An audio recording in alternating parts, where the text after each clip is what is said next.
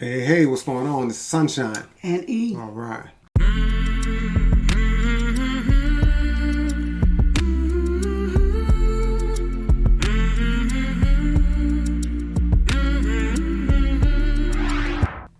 Hey guys, we're back again for more reaction videos.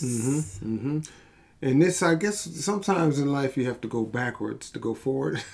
And so we did this top 10 worst neighborhoods in the U.S., but we did two first. And so now if there's a two, there must be a one. So this is one, I'm assuming. So this is, like I said, it's the 10 worst neighborhoods in U.S., United States. And it says Chicago isn't on the list. Isn't on this list. So we'll see who is on this list.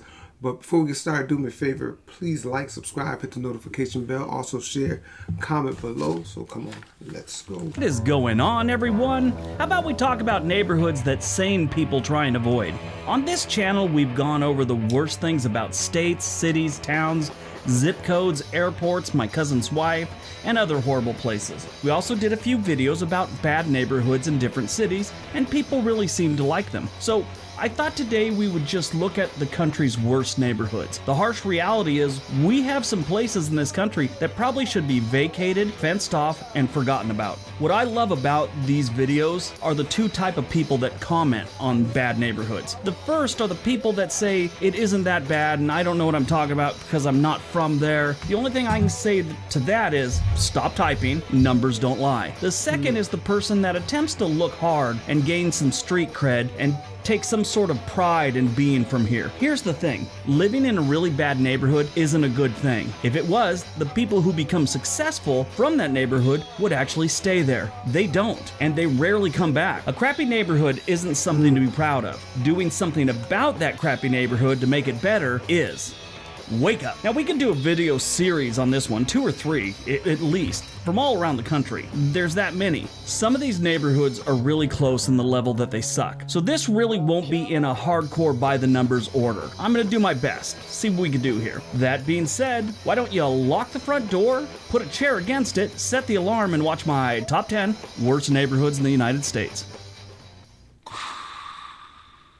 Number 10, downtown Rockford, Illinois. Life in downtown Rockford is pretty dangerous. Violent crimes have been on the rise so much that any person in the area of downtown Rockford has a 1 in 13 chance of being involved in a crime every single day. This last October and November, it was a little busy in the downtown Rockford area. They had 3 pedestrians hit by cars, 2 people arrested for firing guns in the air, 4 people shot out in front of different bars, 1 man shot in front of his apartment, 1 man shot while sitting in his car on the phone. They had a couple of stabbings, and not too far from downtown in August, someone decided to fire shots at or around the Auburn High School football game. Good times in Rockford.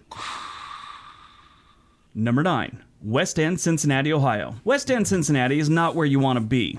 Ever. The main streets of this area look nice and promising. However, once you get into the more residential parts, that's where you start to see garbage in the streets and, boarded up windows, abandoned homes, dogs missing legs and eye patches, and broken down fences. All the things that are what you'd see in a really bad movie about a bad neighborhood. It's going on here in West End, Cincinnati. It's no surprise that while in this neighborhood, you have a 1 in 12 chance of being involved in a crime. 2 nights ago, 3 men were shot and 1 died early Sunday morning. This was all on the West End, Cincinnati. Cincinnati police say the first one happened on Court and Central Avenue. According to the police, the victim took himself to the hospital but was gone before they arrived. Then on Finley Street, they found an SUV that was all shot up. Inside, they had a man who had sprung some holes recently and now was deceased. They also had tracks showing that someone else that was in the vehicle had sprung some holes also, but had left. What is the deal with people leaving the scene of these things when they've been shot up? If you shoot me, I'm sticking around for some help. Well, I mean, unless someone's still shooting, then maybe I'm gonna, beat feet, but still. You know what I mean. Number 8, West Jeffries Freeway in Seabolt Street, Detroit, Michigan. This neighborhood is not a good one to get turned around in. Lost, whatever. The crime rate here is 140% higher than the national average, with around 60 reported crimes daily in this neighborhood alone. It doesn't seem to be letting up anytime soon. The year-over-year increase in crime is about 13%. In other words, this place isn't much safer than a lot of war zones. You can get any one of these 3 gems for just under $30,000 each. Oh, look, at least someone took the trash to the curb. Now if they could just find an armored trash truck, someone might pick it up. Number 7. Chelsea Avenue, North Claybrook Street, Memphis, Tennessee. This neighborhood is a smaller one near the new Chicago area of Memphis. And yes, this one is just like some of the neighborhoods in the original Chicago. This neighborhood boasts a fatherless household rate that is 90% higher than the national average. This usually indicates high poverty rates as well. And this one does have high poverty rates. Single parents struggle. Trust me on that one. If you don't know, and you were lucky enough to be raised by 2 parents, single parents do struggle. If you were raised by a single mom and aren't in jail or rehab, call your mom and say thank you. A lot of men are dicks in this world. This neighborhood is suffering in part because of that stat. Number 6. Whitman Park, Camden, New Jersey. Whitman Park is a neighborhood where you never want to send your children to school. The average student's test score is 76% lower than the national average. Only about 62% of the residents will graduate high school, and only about 2% of them go on to college and get a 4-year degree. That is some of the lowest numbers I've ever seen while I've been doing these lists for those two categories. Okay. High school grads and 4-year college. That's just way too low. They have no jobs. Camden is always on the most dangerous lists. It's in New Jersey. Whitman Park is a giant hole of despair. Nothing good is going on here. Oh, I'm sorry. Rent is dirt cheap, but then again, you got to worry about dying all the time. Make sure you have good health insurance. Number 5. Orange Street and Broad Street, Rochester, New York. Rochester has an overall crime rate that's 71% higher than the national average. This neighborhood specifically has had an overwhelming rise in murders, assaults, and robberies in recent years. Don't move here. It's just getting worse. People keep mentioning that Rochester is bad. I haven't been there since I was a kid, so I always remember it being nice. I guess it was back then, or I was too young to realize the suck that Rochester had to offer. Not sure.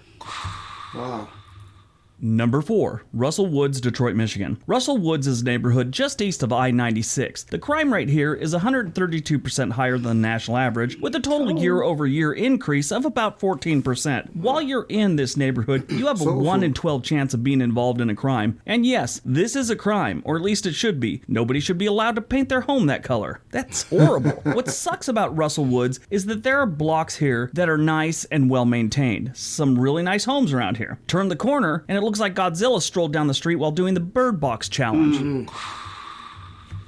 Number 3. Mcdaniel Street, St. Mary Street, Atlanta, Georgia. This area of Atlanta is scary. The rate of robbery and violent assaults have risen in the last few years, giving you a 1 in 10 chance of being involved in any crime. You have a 1 in 15 chance of being assaulted. That means if you go on a group interview at Home Depot, one of you is getting stomped in the parking lot afterwards. It's also hot as balls in the summer in Atlanta, and it's a known fact that the heat increases the crime rate. So no group interviews in July or August in Atlanta, okay?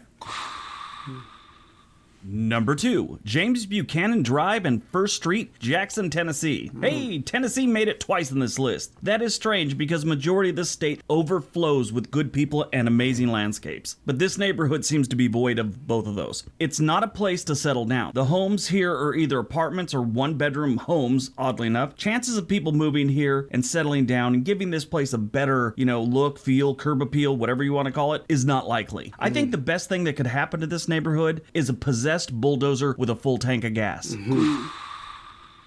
And number 1, City Center, East St. Louis. Right now, some of you are wondering, where's Chicago? Well, Chicago does have some bad neighborhoods, just not as bad as the media makes them sound. Crime and murder type stats go off averages or per capita. Chicago has far too many people to make it on a lot of these lists. They'll probably be on the next one. I'm sure they will. But back to East St. Louis. The city center area of East St. Louis has definitely seen some better days. You'd probably have to go back to the 1800s to find those days. Today, however, this is not a place you want to end up. Have you ever seen that movie Escape from New York? It's very similar. The crime rate here is 175% higher than the national average. There's about 22 reported violent crimes occurring daily in city center East St. Louis. While in the area, you have a 1 in 12 chance of being involved in a violent crime. That's a great stat. Now, everyone together here. Let's all say this together. Hey Siri, never let me go within 100 miles of city center East St. Louis. Here's what I found on the web for never let me go within 100 miles of city center East St. Louis. Have a look. That was great.